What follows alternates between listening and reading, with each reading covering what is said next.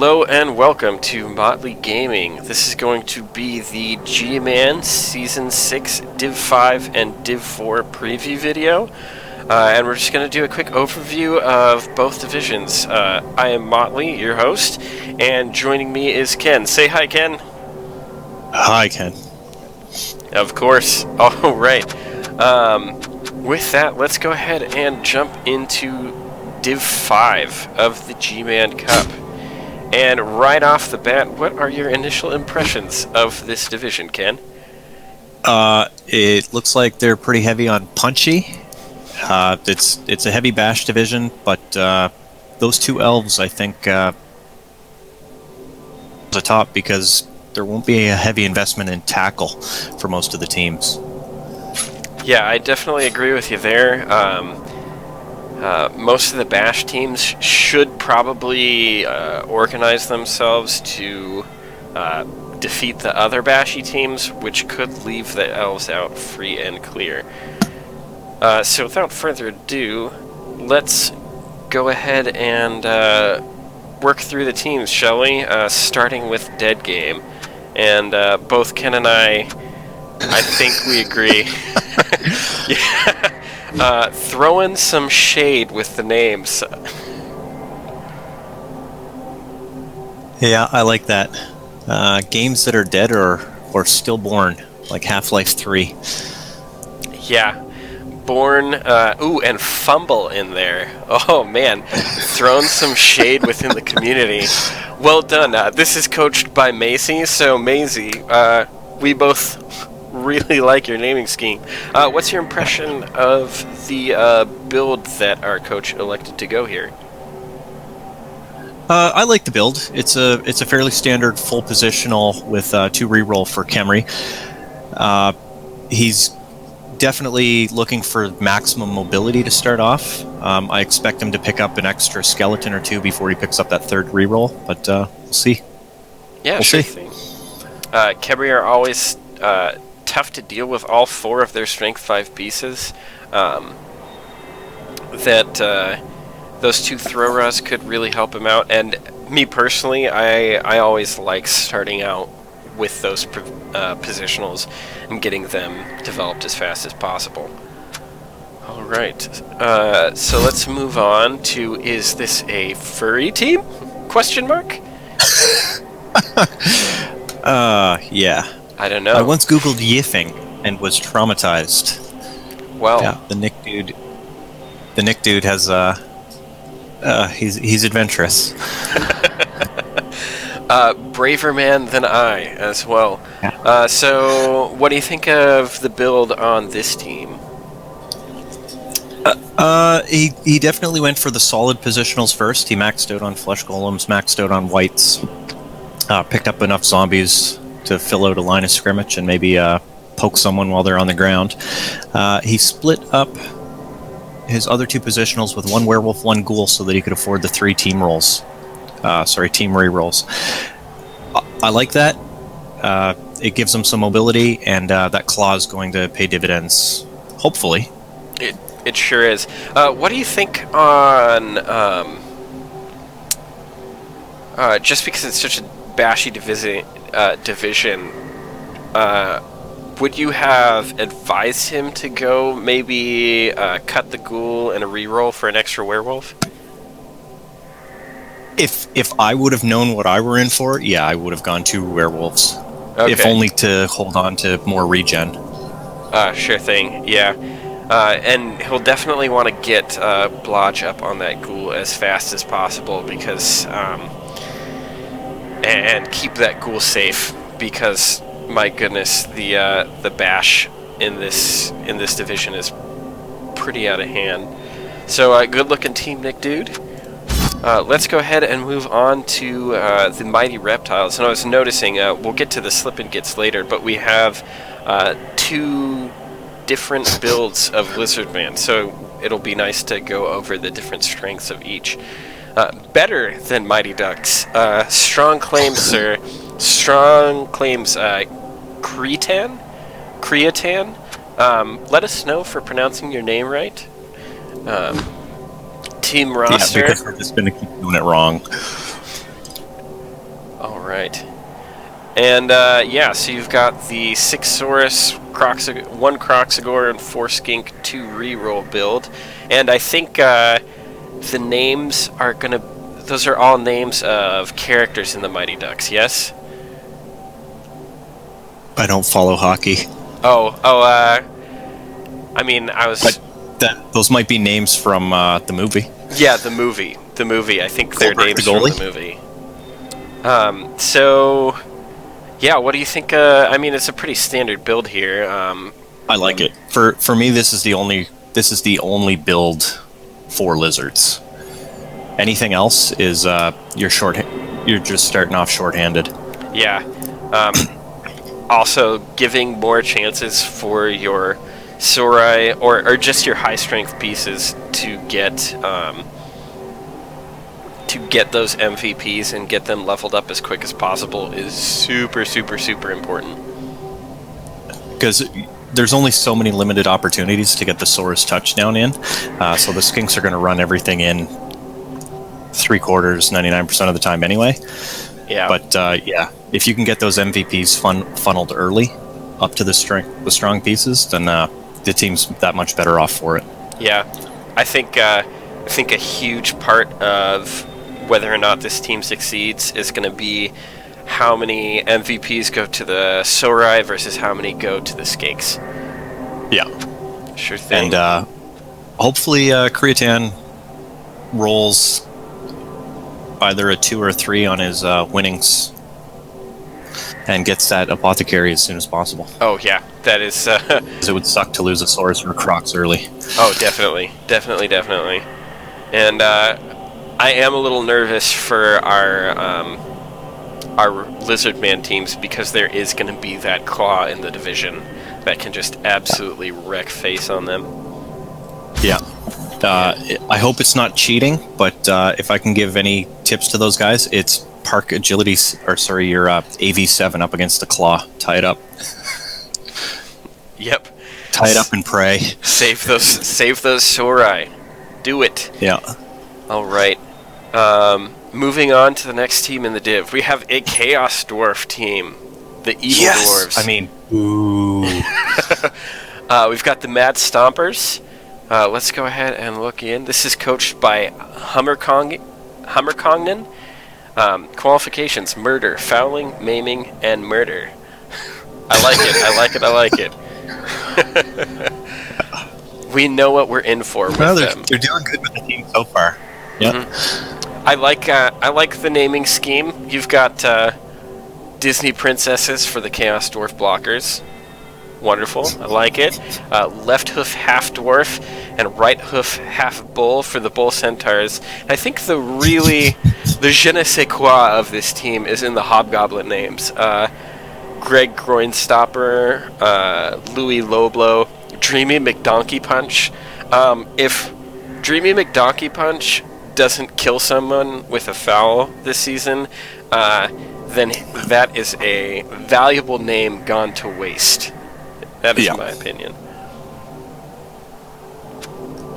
Yeah, I think we know what the Hobgoblins are destined for on this team. Definitely. Which means he's probably going up to 14 players. I look forward to seeing many a foul from this team. I haven't played Chaos Dwarves a whole lot. What do you think of the starting build for this team? It's one of the two schools of thought.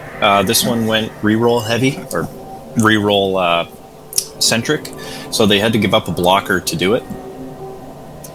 They only got 11 players, but the offset to that is they get more reliable ball handling with the bull centaur. Yeah, getting those level ups with the bull centaurs early is super important. Don't like is that with that extra hobgoblin, and one fewer blocker, that's your odds of MVPs going the right way diminished. Yeah, you definitely want those positionals leveling up as quick as possible. But overall, a pretty competitive build, and it'll be. This. Sorry, what was that? Sorry. This team will once again be trying more bullshit than a 2 reroll team would. Definitely. And this is one of the few teams in this division that is actually set up pretty decently to go up against those the elves and all their bullshit. So, being able to go after a war dancer with your tackle piece is so nice. These guys are hoping for a lizard man or one of the elf teams early on. Yeah, most definitely.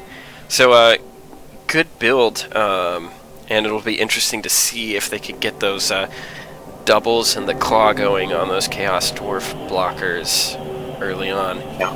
One can only hope. One can only hope. All right, moving on to the next team, we have a Chaos team, the Chaos Monks. This is going to be coached by Chaos Chris, so he's full in on the Chaos train, it looks like. Yeah. Yeah. Looks like he's going with pretty much the most competitive, the most competitive build that a Chaos team can go. 4 Chaos Warriors, 7 Beastmen, and 3 team rerolls. Yeah. Yeah, this is textbook. There's either they know what they're doing or they've read an article or two. Sure thing. But with a name like Chaos Chris, he'd better know what he's doing. Yeah. Hopefully he can get some decent level ups on some of his players and start going to town. Starting out with those 4 Chaos Warriors, trying to develop them as quick as possible can really make or break a Chaos team. I mean, you're always going to be able to get some decent Beastmen, but keeping those Chaos Warriors leveled up and all that is pretty important. Yeah, I'm definitely interested to see which way they take in this team. Whether he turns it into a multi-tool or just an implement of death. Which one? If are you hoping for one more than the other, Ken? It's always interesting seeing the multi-tools because they actually have what it takes to beat elves in the finals. If they do make it to the playoffs, kill teams often make it to the playoffs, but they normally choke up right at the end.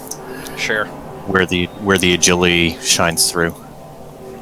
Nice. Okay. Yeah, we'll see how that Chaos team develops. Moving on to the next team, we have the only Wood Elf team in the division, the Ragged Princes, and that's going to be coached by King Can. And yeah, we've got a bit of a risky setup. We've only got 1 reroll, but you've got a bunch of positionals on the team. And one of my favorite names in this division so far, I really like Skeletor's cousin Pete. That's pretty great. Pretty great name for a lineman. I think he's either destined for greatness or he's going to flame out and die very early on. I'm hoping that it's some foreshadowing and that lineman will be treated like a skeleton. Oh, okay. A move 7 dirty player. Ooh, that could be pretty meaty. I like that theory. What do you think of the build for Wood Elves here?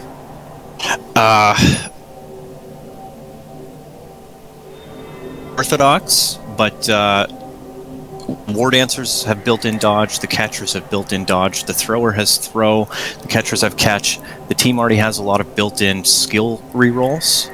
That 1 team reroll should be plenty for them.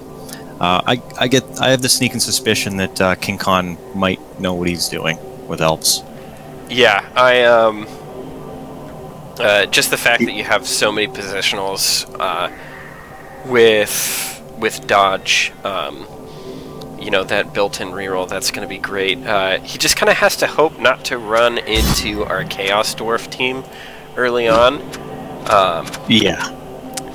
Yeah, and Yeah, which would eat up all that. I'm going to check the first few games. Looks like he's got a bye game pretty early on. And, yeah, it doesn't look like he should be running into any tackle too early. So he should have a chance to get some of these positionals leveled up pretty quick. Yeah. So nice build out on the Wood Elf team. Let's move on to our the second Necromantic team, Drop Dead Gorjuice. And that's going to be coached by Crowdog09. Red is in this season, it appears. All right, and always fashionable. what do you think of the build out on this team so far, Ken? I like it. It looks like they've got one game played, so a little bit of SPP splashed around, but nobody has pulled a level.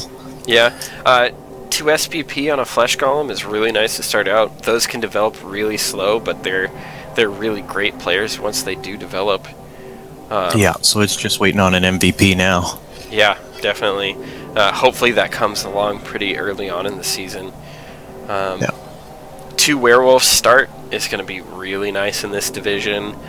So much armor 9 all over the place. That claw could be put to some serious use early on.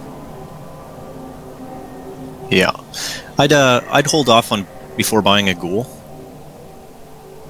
Those werewolves have picked up a first skill, but after that, I think he's good to start picking up extra players. Yeah, can't disagree with you there. This is kind of one of my this is my favorite way to start a necromantic team, and I think it could go on to do some pretty special things this year. It looks like the coach knows what he's doing. All right, moving right along, we're gonna go to Bane of the Living, the undead team. Let's take a quick look at them. This is coached by General Marauder. Join us in death is their motto. And what do you think of the build, Ken? I like it with the exception that one of those zombies should be a skeleton. Yeah, can't disagree with you there. Having a skeleton hanging back as a safety is pretty valuable on an undead team. Yeah. Yeah. I think having a ghoul stand back, play safety makes sense. I probably would have swapped out one ghoul for an extra zombie and a skeleton. Oh, sure. So you have the extra player. 12 players, yeah. Yeah, that's nice. Yeah. Other than that, but, you know, I think it works. Yeah. Other than that, it's good. Yeah. Yeah, sure thing. Moving right along, we've got our other Lizard Man team, the Slippin' Gits. We are gonna get wrecked. Well, starting with it's coached by Surgeon B, and I appreciate the motto. And I really like the names. I like that all of the skinks are like the established professional wrestlers, and the Sorai are the ones who are the up-and-comers, who the announcers don't even know where they came from. That's pretty good. That is pretty good. Why did I get this job? I hope Unintelligible Noise has a good season this season. I hope he levels up and becomes a star player, because just having a star player named Unintelligible Noise seems pretty fitting. Yeah. Well, team rerolls, so 55% chance of pickup for the Saurus if he's looking for touchdowns there. Oh, sure. Yeah, that's an interesting way of trying to start out. What do you think of starting out without the Croxigore, though? I don't like it. Sure. I has to be the apothecary, but it just makes getting that Crocs take way too long. It does take a while. I don't like having extra skinks on the pitch. Yeah, it's always dangerous to have all those extra skinks, and one of the strengths, I think, of Saurus, of Lizardmen, is the fact that you can have 7 high-strength players on the pitch at one time. Yeah, it'd be broken if it weren't for the skinks. Yeah. So, with that being said, we do really love the team names on this team. So, Slippin gets definitely a team to look out for. Moving on, we have the Super High Elves, which, if you look at their team names, they are definitely super high. Their motto being, "We'll practice tomorrow." Of course, they're green. Of course, and they're coached by Robot Co. So let's take a look. Black Beauty, Super Glue, Face Wreck Haze. Yeah, I think we all know what this team is referencing here. With that being said, Ken, what do you think of the 2 blitzer, 1 thrower, 3 reroll start? I like it. I like it a lot. Your catchers are going to skill themselves up super fast anyway. With this build, he gets to concentrate on turning the rest of the team into blodgers as quickly as possible. Yeah. Having blodge on every piece can be a nightmare to deal with from the other team. So, yeah, it's the other thing start. I like about it what's the other thing? Is it's heavy on armor value 8. Yes, definitely. So it's not usually going to win the Bash War with other teams, but there's a chance that it might. So you're leaving yourself open to at least attempt to play the Bash game if you need to. Yeah, they'll be able to take a couple punches before attrition sets in. Definitely. So with that, let's go ahead and move on. So Traumatized Troop is a bye team. We have bye week elves and humans. So with the last team in this div, we have the Nurgle team, Innsmouth Inchworms. Let's go ahead and take a look at them. These are coached by Tato Scone. And right off the bat, what do you think of the build, Ken? It's perfect. Can't disagree with you there. That is exactly where your 1000 TV needs to go when starting a Nurgle team. The Beast, the 4 Warriors, the 1 Pestigore that's going to level up quickly, and a couple Rotters to soak up some hits. Yep. Those Rotters will probably die at some point, and you can replace them with Pestigore. And if they do survive, you can just foul till they're off the pitch anyway. That's right. Keep them safe so decay never applies. Yeah, it might be a bit of a rough go to start out with this team, as all Nurgle teams do have some difficulty, and Nurgle does like to feast on the Agi teams being unable to pull off their BS from your disturbing presence. Yeah. But if this team, with all its regen, is able to hold together, I think you got a good team going on, and the build's pitch perfect. So with that being said, let's go ahead and look at the Week 1 matchups that we'll be recapping next week. We've got bye weeks for the Inchworms, Dead Game, and is this a furry team? So Nurgle, let's see, Khemri, and Necromantic all get a bye week. So to start with the real matches, we've got Super High Elves versus Mighty Reptiles. And what do you think of that matchup? I think the elves have the edge on this one. Right now, the Saurus and the Skinks don't have any skills to actually tie the elves up. They're going to be relying heavily on positioning, and those elves are just going to run in and they're gonna blitz a skink a turn. Yeah, those skinks are going to be tough to defend. If you can get that Croxagore next to multiple elves, that can be huge, because that prehensile tail can make things much riskier for the high elves. But I think the high elves generally starting out have the edge there. Moving on, we have the Slip and Gits, the 5 skink team versus the Mad Stompers, our Chaos Dwarf team. And what do you think about that one, Ken? If the Mad Stompers don't take it, I would be surprised. Yeah, that it's a tough game. It's a tough meat grinder as a skink to go up against Chaos Dwarves right away. And then you also have the Bull Centaurs, who can kind of keep up with the skinks if they try and break through. So that's going to be a bit iffy for our Lizardman team. Yeah, the best shot the Lizards have is if they can start taking out some Hobgoblins early, so that the Chaos Dwarves end up losing most of their mobility. Yeah, definitely. Moving on to the next matchup, we have Bane of the Living. That's going to be our undead team versus the Chaos Monks, which is the Chaos team, of course. And who you like in this matchup? Undead are going to take this just based on having skills. Yeah, skills right that out of the affect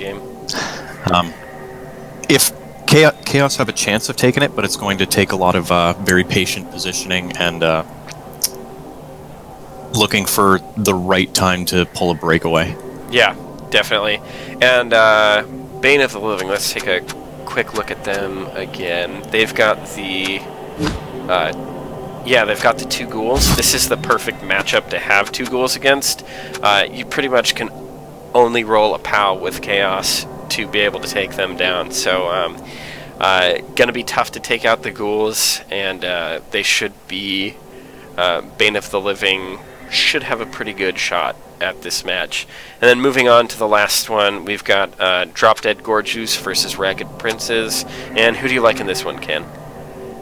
Yeah, that's a tough one. All depends on attrition, I think. The Wood Elves have what they need to run the score up, and the Necro has everything they need to win a war of attrition, and they've got tons of speed to catch up. Yeah, I think this is going to be one of those matches where if the Princes, especially with their 1 reroll, if 1 out of 6 rolls is a 1, I think the Princes will probably lose it. But if they get a little bit lucky and, maybe 1 out of 7 or 1 out of 8 rolls is a 1, they might just run away with it. Alright, so if they can save their 1 for the dodge players, then yeah, they've got it made in the shade.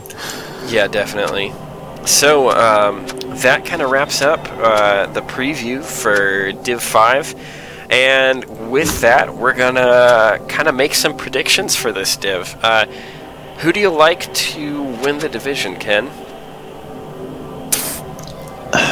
I don't like them, but I think the Wood Elves have probably the best shot at taking the Div this season. Yeah, I think that's a pretty reasonable prediction. So we've got Ken down on the Ragged Princes to win the division.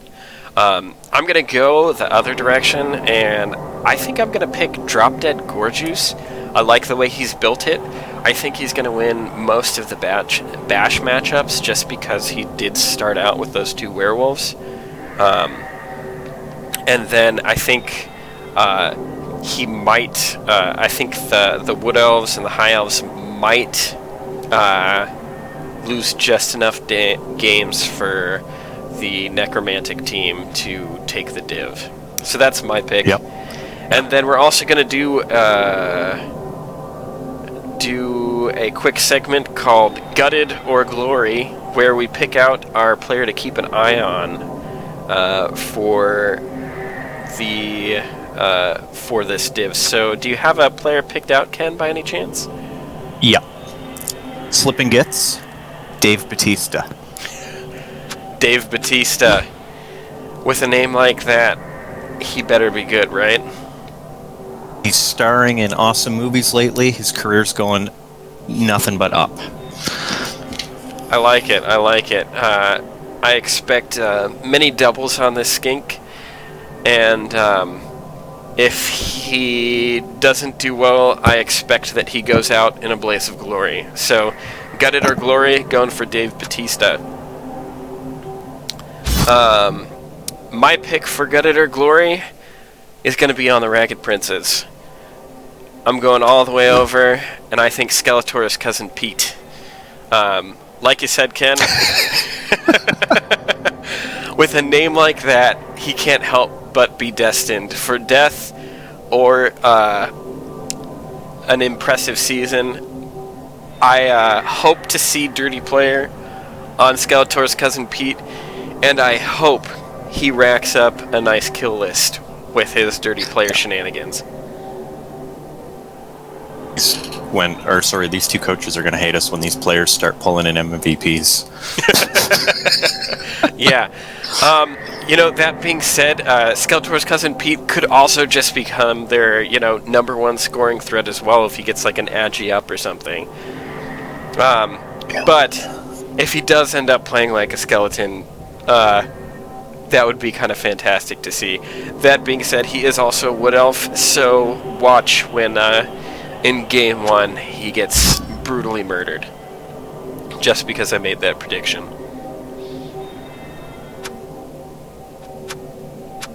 Alright, so with that being said, we have wrapped up Div 5. Let's go ahead and move on to Div 4. And Ken, what do you think, what's your initial impression of this Div?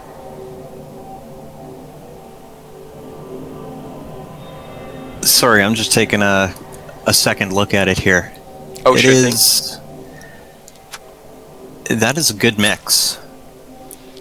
A lot of AV7, 8, a little bit of 9, some regen. That's a pretty good mix for a div, except the Skaven. Get rid of them.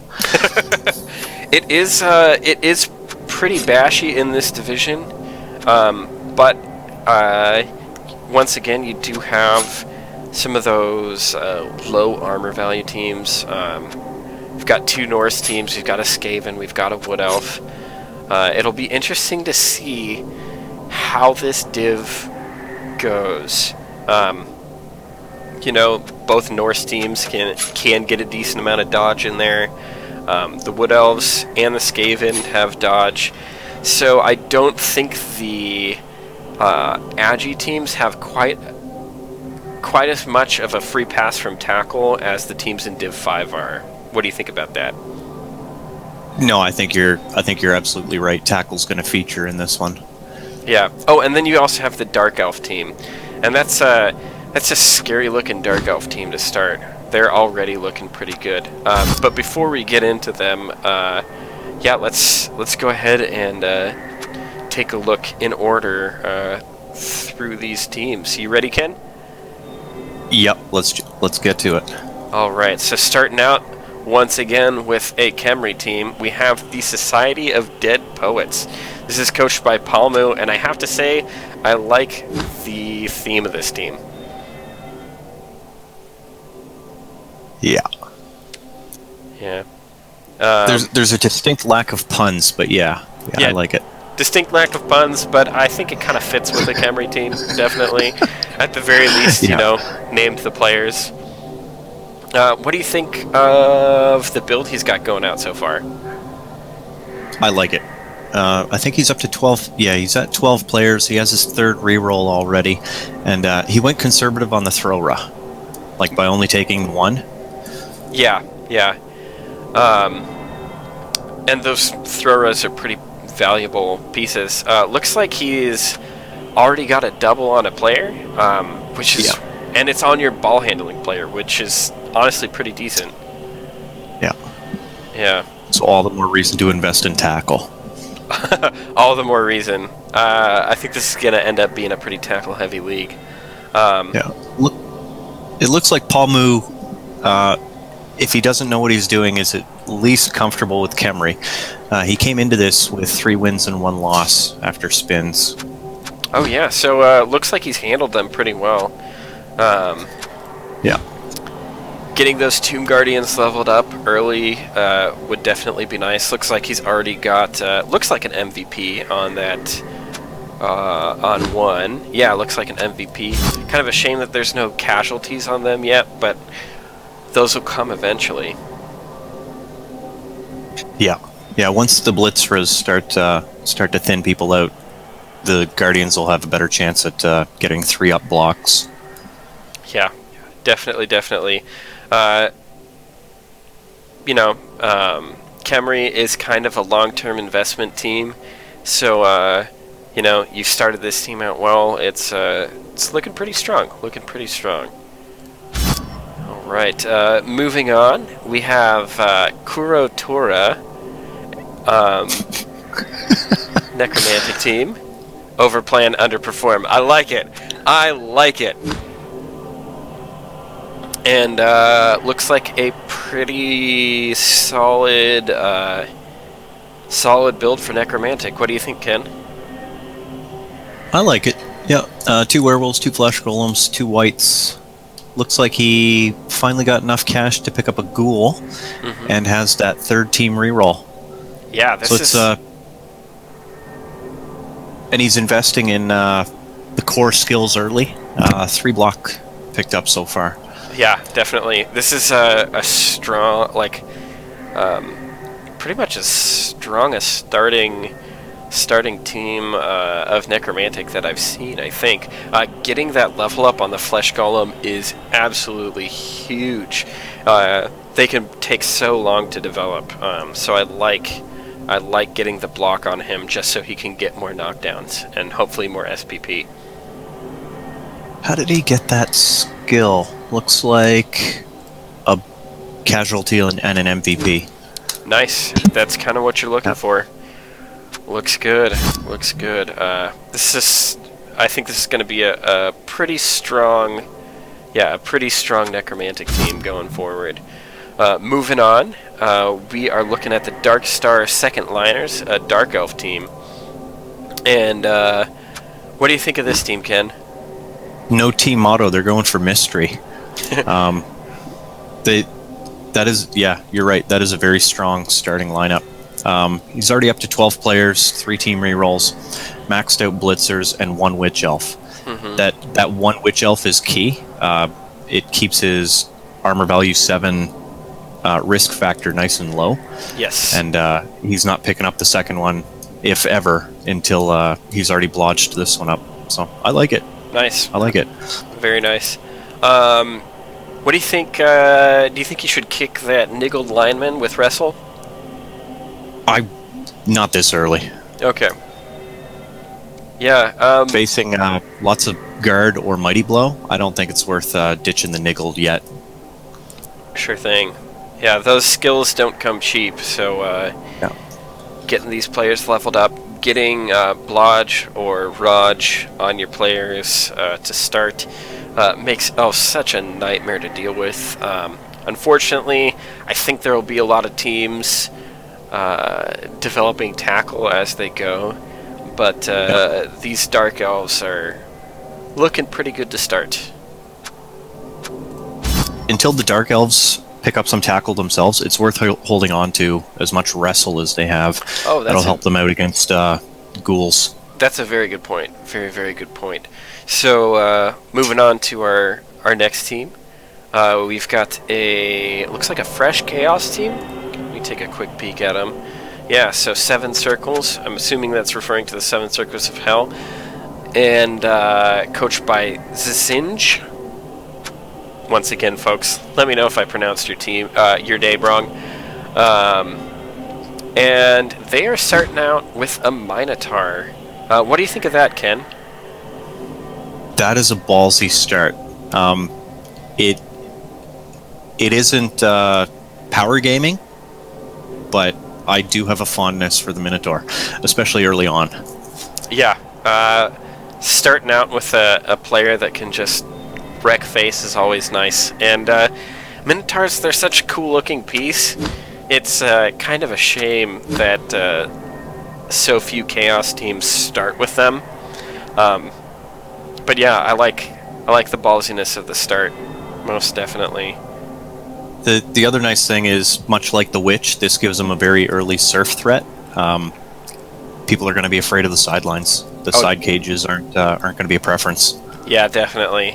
And like if you can get those big guys to do what you want, they can be such a pain to deal with for other teams. At least until they've got some decent skills that can let them handle those big guys. So yeah, good start, and I like the team.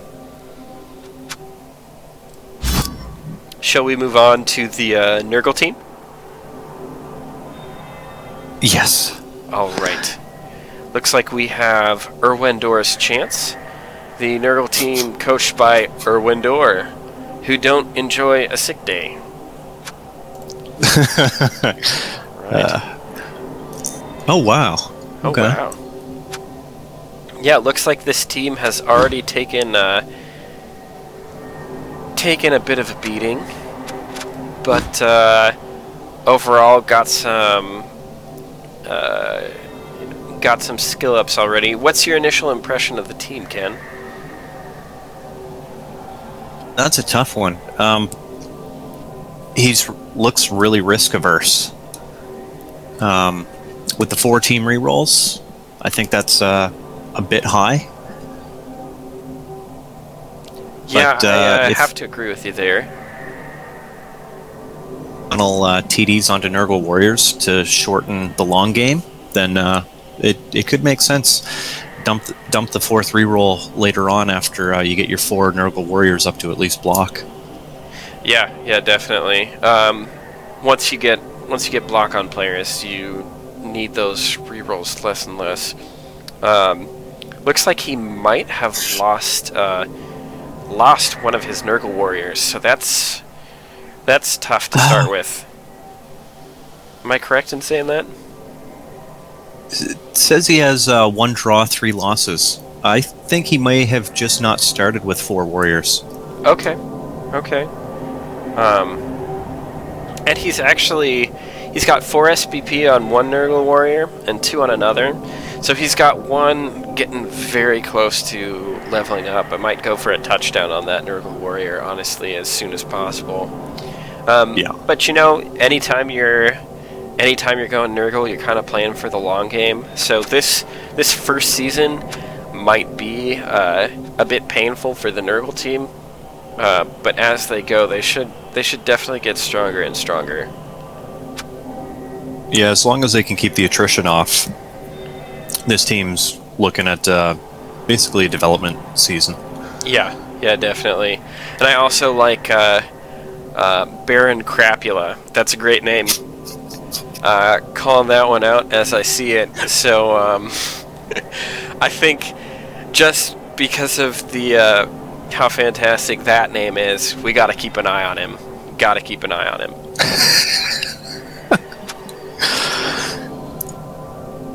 All right. Moving right along, let's go to the Chaos Dwarf team. No doubt in failure. And I must say, I do really enjoy the theme behind this team. Can I pick up the ball? Where should I run to? Harder than I thought. Oh, that's fantastic. What do you think of the start to this team? It looks like right now he's focusing on control. Oh, most definitely. Yeah, I like it. Yeah. And really sitting on that 100k, he's just biding his time to pick up his hobgoblins one at a time so that he doesn't give away too many inducements, I think. Yeah, definitely. I mean, giving away a wizard can be rough with any team, so but once those team values start to tick up, buying those extra hobgoblins for even more fouling can be so valuable. And it looks like a pretty bog standard start for them, yeah? Yeah. Yeah, the two blocks on the Bull Centaur. I think there's a lot of people that would split one block, one break tackle, Okay. but it looks like he wants to get into the thick of things and tie people up with those two guard. Yeah, almost forget about the ball and just block, Yeah. block all day. Would you have started with Mighty Blow on any of these Chaos Dwarf blockers to, maybe... Without knowing what I was up against in a league, I would have taken at least one Mighty Blow. Yeah. Just to try to get the edge in players. Sure thing. The other thing is... That's what dirty players for. He might have been waiting to see which Chaos Dwarf blocker gets doubles to go for the claw. Before going, Mighty Blow on that piece afterward, just so he can have, designated players to, stand still and hold the line, and other players that are going in to murder everything. But yeah, pretty good start. No doubt in failure, coached by Morbus. Looking pretty good. And 3 draws and 1 loss in the start, but those don't count for anything. And the team's looking pretty strong. All right, moving right along, we have Halloween Haddock, the undead team, and that is coached by Gray 007. Ooh, I like that the checkered print on the team uniforms. That actually looks really good on undead. Fish of Horror. Oh yes, this is the fish puns with oh, that's fantastic. So Grey 007, good work on the names, loving it. Mackerel Myers, oh, that's great. That is great. I think this is probably some of the best names that we have so far in any of the teams we've previewed. Yeah. So off the bat, like the puns. Yeah. Off the bat, what's your take on the team? It's good. The 3 ghouls is a bit heavy for me, but I know that there are definitely coaches out there that can make them work. And there's a skeleton. Yeah. Pretty good. Looks like he's going for, heavy mobility on this team, which can be super valuable. And, starting out, those, when teams don't have a lot of block and tackle, those ghouls can be so tough to deal with. Yeah. Yeah. He could be in for some trouble if there's some zombie removal early on, because then he'll have to put more useful things onto the line of scrimmage, but yet to be seen, right? Yeah, definitely. I definitely say this is kind of a high risk, high reward lineup, but love the names and good luck this season to Grey 007. All right, moving right along, we've got the Lizard Man team in the Div, Dangerous Lizards. That's coached by... Oh, that's a mouthful. Now... Let's just call him Nuffle. Nuffle 70. Nuffle 70 with the nice purple and gold trim on his Lizardman. Looks like a pretty good setup for the team. What do you think? I love it. Yeah. It is the only way to start your lizards. Mm-hmm. Got a... Although, I don't like that he has his Croxagore put so far down on the list. Yeah, in the middle of the skinks. It's like he's asking for the Croxagore's prehensile tail to be used on the skinks almost. Yeah. I don't know. Kind of a, an interesting name scheme. Just got the Saurus after Saurus and the I think the skinks after actual raptors. So pretty cool. And good build, pretty standard for a starting Lizard team. Ooh, and now we get to move on to the Norse. We've got Pempleforder. Let's see, Pempleforder Drink Air, coached by Anderson.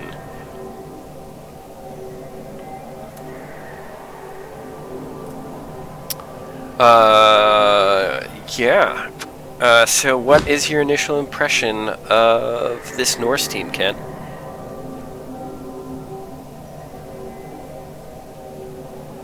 You still there, Ken?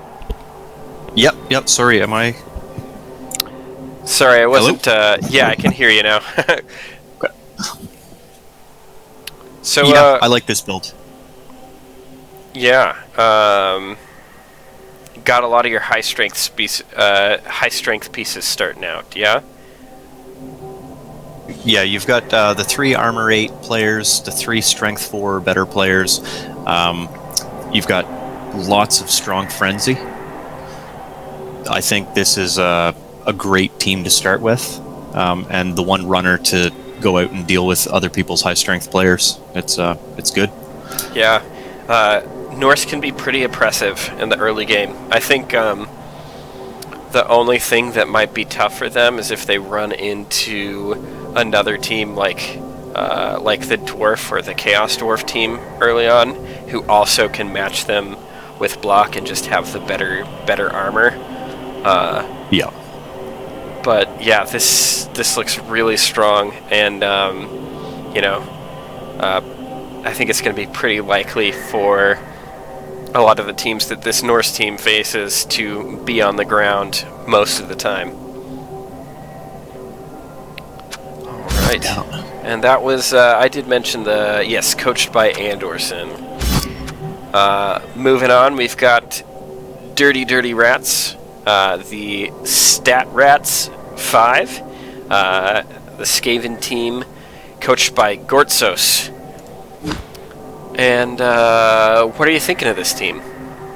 Palindromes. I'm a fan of palindromes, so the name is good. Definitely needs to clean up the team motto. But other than that, the build is... I don't like that build. Yeah? What's your opinion on it? It seems heavy on team rerolls. Oh yeah, I did not actually see that. That is a bit heavy on team rerolls. For that, let's see. So we're starting out with 11 players. Yeah, that seems a little heavy.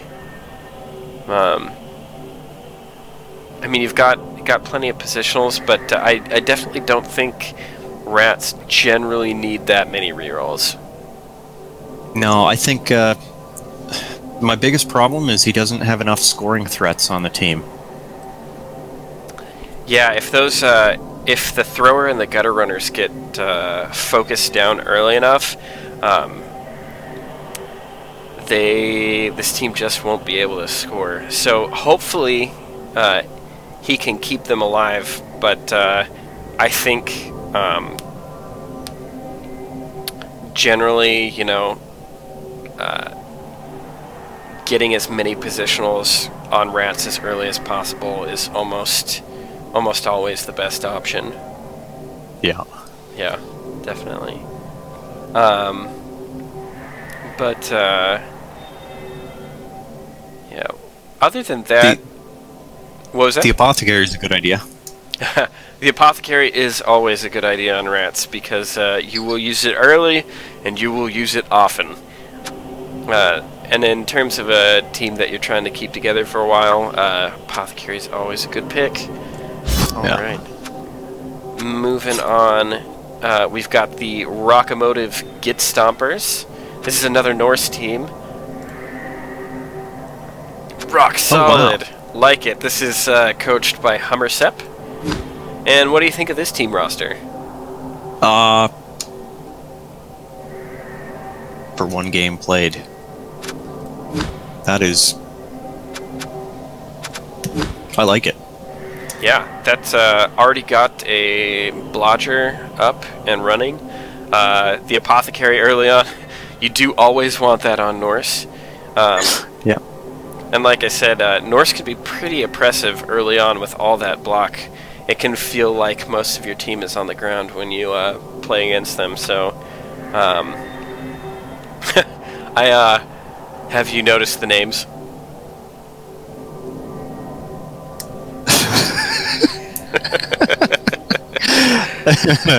Okay, yeah. Yeah. That's pretty good. That is pretty good. I think Balrock, the Ulfwerner, is quite. I like all these names, but Balrock's pretty great, pretty darn great. So nice names on that one. Good going, Hummersep. Good luck going forward. Next we have Blue in the Face, and this is going to be the Wood Elf team. There'll be Celt to play. Nice pun. I like it. I like it. And it looks like they're just named after Celtic warriors, yeah? What do you think of the 2 reroll, mostly lineman build that Killerich has elected to go with? Honestly, this is a good build. Early on, you get the one catcher that can just be used for emergency plays, but you've got your 2 war dancers that are going to skill up very quickly, and then you can start to work on the rest of your players. Yeah. Turning those linemen into valuable pieces can be really good for you. Yeah, once you get dodge on those linemen, the team becomes a lot more useful. It sure does. Yeah, so pretty good build on this. I like the theme of the team. Looks pretty good. So good luck going forward, Killer Itch. So then the Cowardly Crew and the Poor Admin Squad, they are both bye-week teams. And then we're moving on to the Dwarf team, V-Dib. Villains do it best. I like it. They are coached by McNaughton 4, and as a fellow dwarf coach, and as hated as dwarves are, I have to give a tip of my hat to just embracing the evil and griefing that is dwarves. Well done, McNaughton. So, pretty standard build here, no? I think he should have dumped the 3 team rerolls and just taken the death roller, but that's personal opinion. yeah, it's a good build. Yeah, it is. It's gonna it's a team that's gonna be able to punch with the best of them, and then also take out the Agi teams as well. So I think early on, these dwarves are going to hope to run into the teams that could possibly develop Claw first. Yeah. And then once they've developed and become the oppressive dwarves that they can be, run into those elf teams that they can then mangle. Because if there's one thing I love more than dwarves, it's the mangled elf bodies. The field of corpses. Yes, indeed. Yeah. Alright, so that wraps it up for all the teams in Div 4. And with that being said, let's get to some predictions. Ken, who do you like to win the Div?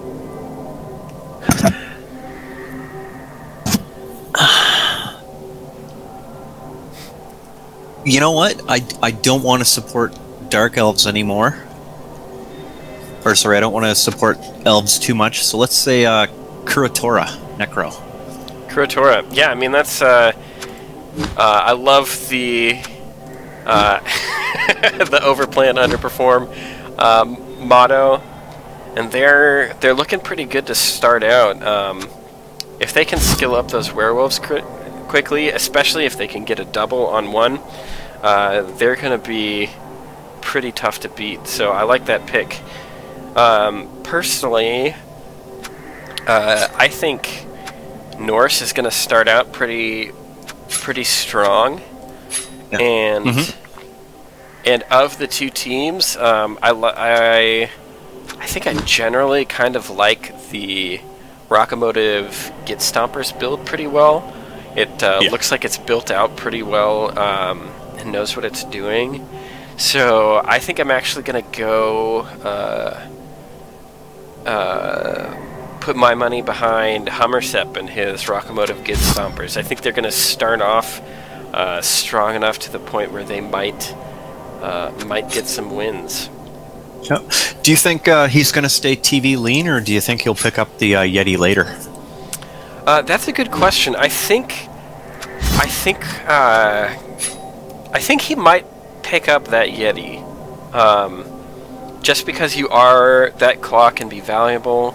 You are going to be running into some dwarf teams as you go, and that's going to be kind of your answer to dealing with the armor that just kind of defeats you. Yeah. I'm thinking he'll grab that Yeti as soon as possible and hope for AV9 teams later in this season. Yeah, definitely. And then, moving on from our predictions, it's time for Guts or Glory, or Gutted or Glory. And do you have any particular players that you've picked out that you think will be good? Yeah, there's a lot of big strength 5 players, so Dauntless is going to factor in, and let's go straight for Skeletor, Pete's cousin. Which team is that on again? Sorry, that's Villains Do It Best. Villains Do It Best. Oh, yes. Yeah. Oh, yeah. Skeletor. There. I like the fitting in of the theme that you did with that. And Troll Slayers can be some of the best players on a dwarf team. So yeah, good pick on that. For my money, I'm gonna swing all the way over to the other dwarf team, and just because I have to, I'm gonna pick Will I Be Famous? Well, I've picked you, Will I Be Famous? So you get to be famous whether you like it or not. I think I'm just banking on the fact that I think he's going to roll doubles on his next level up and get Claw. And then promptly murder everyone. And if not, it will be a disappointment. So, yeah, there you have it. Gutted or Glory. And to wrap up this div, let's go ahead and look at the matchups for week 1. Starting off, we have Dangerous Lizards versus Villains Do It Best. Who do you have on that one, Ken?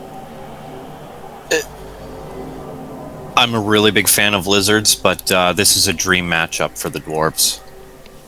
They've got the Dauntless to deal with the Strength 4. They have Tackle all over the place for the Skinks. Positioning pretty bad to lose this one. Yeah, I think you're right on that. I think, as in all Bash matchups, you know, if you get an early knockout or injury on either side, it can pretty much turn the entire tide of the match. So if the Lizards can get an early knockout, an early removal of a player, that should be kind of what they're hoping for. Yeah, target those runners, target the Troll Slayers. Next up, we have Pempleforder Drink Air versus Halloween Haddock. So that's going to be the Yeti Norse team versus Halloween Haddock, which is the aptly named undead team. Who do you have in that one? This is a tight one, but I think the Norse might take this one. They've got the claw for the mummies. It's just a matter of babysitting that Yeti. And they have the block to deal with the ghouls. Yeah, I think you might be right. They just have to be really careful with the mummy's mighty blow. Yeah, or definitely. lucky, I should say. Yeah, if the mummies can get some hits on their armor value 7 pieces, that could quickly turn the tide. So it'll be interesting to see how that one up. I think it's going to be a close matchup. I definitely think it's going to be a close matchup. And just to add a little drama, I think I'll probably personally pick Halloween Haddock to win that one as my prediction. Next up, we have the only Skaven team, Starets 5 versus No Doubt and Failure. And who do you have in that one? I think that's going to go to Chaos Dwarves. They've got the... Actually, Skaven are going to have enough for a wizard. Oh, that could turn everything. Yeah. Careful play and using making sure those 4 rerolls get used to best value. Skaven could take this. They really could, especially with the wizard that is being given up. So yeah, I think you might be right there. It's so tough to play around a wizard, especially with gutter runners running around everywhere. I think you might just be right on that one. And then in the 4th match, we have Rockamotive Git Stompers. That's going to be the Norse team that I've picked to win it all versus Erwindor's Chance, the Nurgle team. And who do you have there? I think the Git Stompers have a better shot than Erwindor's right now. Erwindor's has a strength, but to match up to all that block. Yeah, it's going to be tough for the Git Stompers to match up against the strength at times. But, you know, if they position well, they should be able to use the block to its fullest effect. Yeah. Yeah, I think one of the things that might mess things up for the Git Stompers, though, is if some of that foul appearance works on the big pieces. Yeah. And Rockamotive Git Stompers then have to take hits on their armor value 7 pieces because they can't block away Erwindor's players. Yeah. Then we have Blue in the Face, the Wood Elf team versus 7 Circles. And who do you have there? Oh, that's Woody's. Yeah, Woody's all the way. Much to like facing Woody's that early. It's tough, especially because it's gonna be so hard for Chaos to catch them. So then we have looks like a bye week for the Dark Elves. So the richest team in the division gets to be guaranteed to get even richer.